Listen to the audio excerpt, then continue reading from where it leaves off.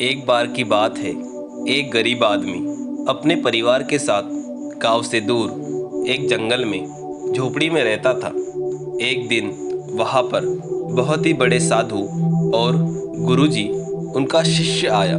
शाम का समय था। गुरुजी और उनका शिष्य दोनों उस आदमी के झोपड़ी के पास गए और गरीब आदमी से कुछ खाने के लिए मांगा। गरीब आदमी ने उन्हें मीठे आम लाकर दिए। गुरुजी और शिष्य ने वो आम खाए और अपनी भूख मिटाने के बाद वो वहाँ से चलने लगे। अब रात हो चुकी थी। आदमी ने गुरुजी और शिष्य से कहा, आप यहीं पर ठहर लीजिए। पहले तो गुरुजी ने मना किया, लेकिन ज़्यादा कहने पर गुरुजी वहाँ ठहरने के लिए मान गए। सोने का समय आ गया। गुरुजी ने उस गरीब आदमी से पूछा, आप क्या काम करते हो? इस पर गरीब आदमी ने कहा, मेरी ये छोटी सी झोपड़ी है। इस झोपड़ी के पास एक आम का पेड़ है। हम उस पर लगे आम खाकर अपना गुजारा करते हैं। बस ऐसे ही हमारी जिंदगी चल रही है। बातें करते करते अब रात ज़्यादा हो चुकी थी और सबको नींद आने लगी थी। गुरुजी की आंखें खुली थी। अपने शिष्य को जगाया और बोला, ऐसा करो, इस आम के पेड़ को तुम जड़ से काट दो और ध्यान रहे किसी को पता नहीं लगना चाहिए। शिष्य बोला, इस आदमी ने आपको खाना खिलाया, यहाँ पर रुकने के लिए कहा और आप उसके पेड़ को कटवाना चाहते हैं जिससे उसका जीवन चल रहा है।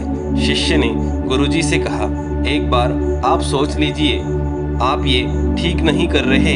ये किसी के पेट पर लात मारने से कम नहीं। गुरुजी ने कहा, जितना कह रहा हूँ उतना करो। शिष्य ने सोचा, चलो गुरुजी कह रहे हैं तो ठीक ही होगा, और उसने उस आम के पेड़ को काट दिया और वो दोनों वहाँ से बिना बताए चले गए।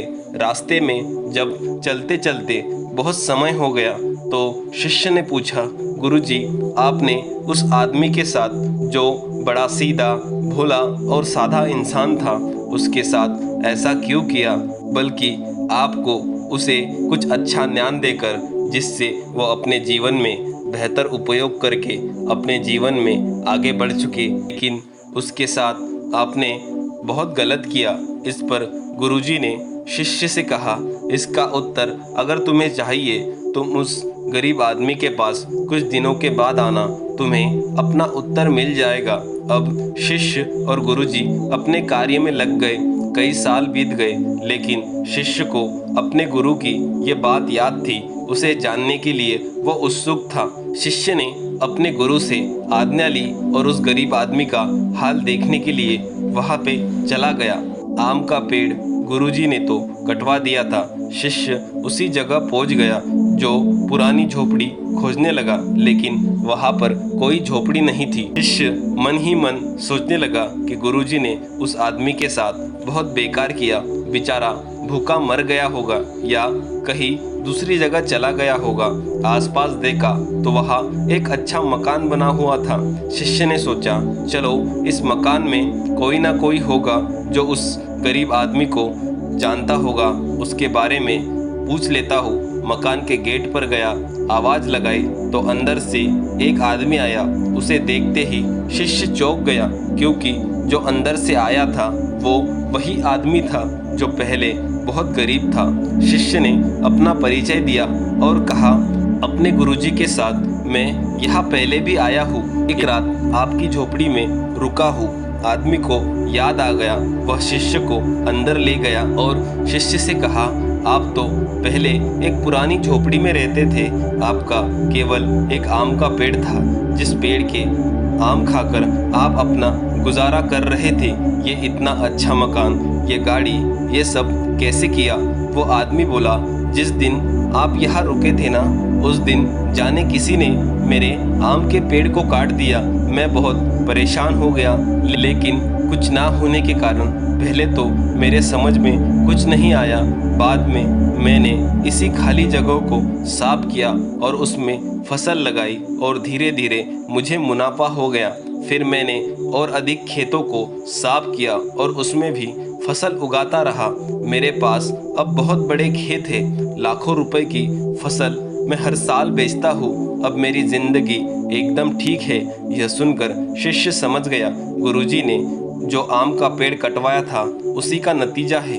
जो ये आदमी कभी कमाना सीखा ही नहीं था, बस अपना पेट भरने को ही जिंदगी समझता था। जिसे किसी चीज़ों के बारे में पता ही नहीं था, उसको एक कामयाब और बड़ा किसान बना दिया। इस कहानी से हमें यह सीख मिलती है कि हमारे जीवन में आने वाली हर परिस्थितियों का हमें हिम्मत के साथ सामना करना चाहिए, ना कि सिर्फ उसके बारे में सोचते रहना चाहिए। अगर ये गरीब व्यक्ति उस चीज़ के बारे में सोचता रहता तो आज उसके पास कुछ भी नहीं होता। हमारे साथ भी ऐसा ही होता है। हमारे साथ कभी बुरी परिस्थितियाँ या किसी बुरे प्रसंग में हम फंस जाते हैं या फिर कुछ करने का हमारा मन नहीं होता, तो हम सिर्फ उस चीज़ के बारे में सोचते रहते हैं लेकिन करते कुछ नहीं। तो हमारे जीवन में हमें व्यर्थ चिंता को छोड़ कुछ करना चाहिए, जिससे हमारे जीवन में हम सफल हो सके। दोस्तों, आपको ये कहानी कैसी लगी हमें कमेंट करके ज़रूर बताएं और इस तरह की और कहानियाँ सुनने के लिए हमारे चैनल को सब्सक्राइब करें। धन्यवाद।